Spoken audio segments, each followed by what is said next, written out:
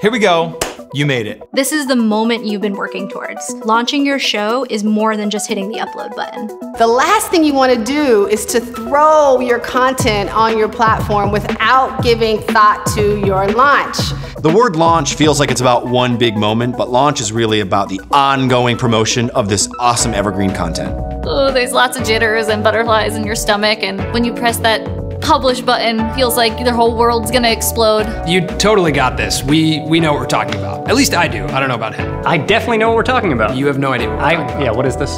That's right. This is the launch phase. You might think of the launch as something that happens at the end of making a show, but it's actually something you need to plan for right from the beginning. Welcome back, Jenny Capola, Director of Content and Creative here at Wistia. How's your mother?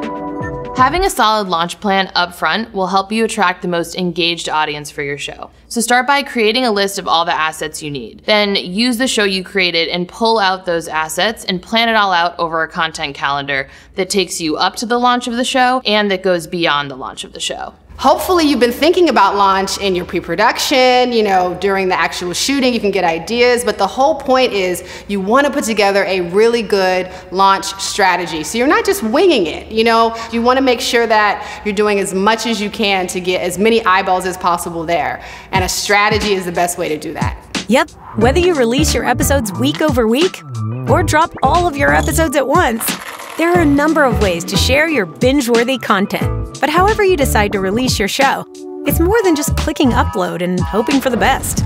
In the next few videos, we'll cover the different phases of launching your series. That's pre-launch, where you build the hype for your show.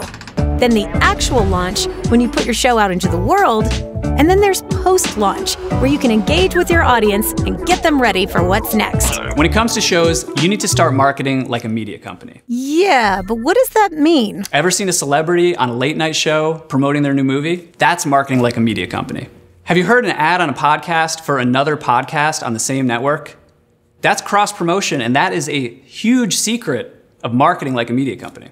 And at the end of a TV show, when they show you the best scenes for the upcoming episode, that is marketing like a media company. For media companies, their content is their product. So they market their content like it's a product. So one of the most important things when you create something and you actually are ready to put it out there in the world is to figure out this plan of how do you promote it. Here's Drift CEO David Cancel to share how he thinks about the launch phase.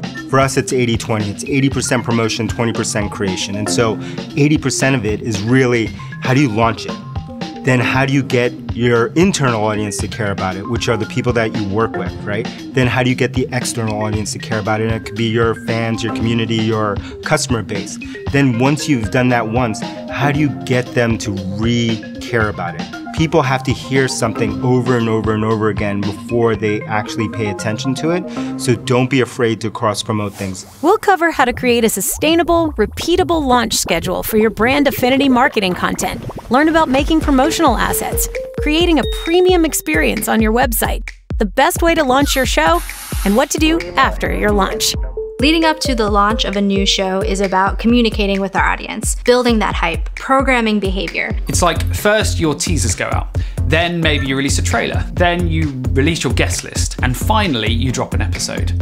At every stage, you're building momentum and creating noise around your series by giving people things to talk about and engage with. Launching your show? It's a lot like launching a product. You have an audience you want to reach. You have metrics you're trying to hit. You have outlets and ways of distributing the news.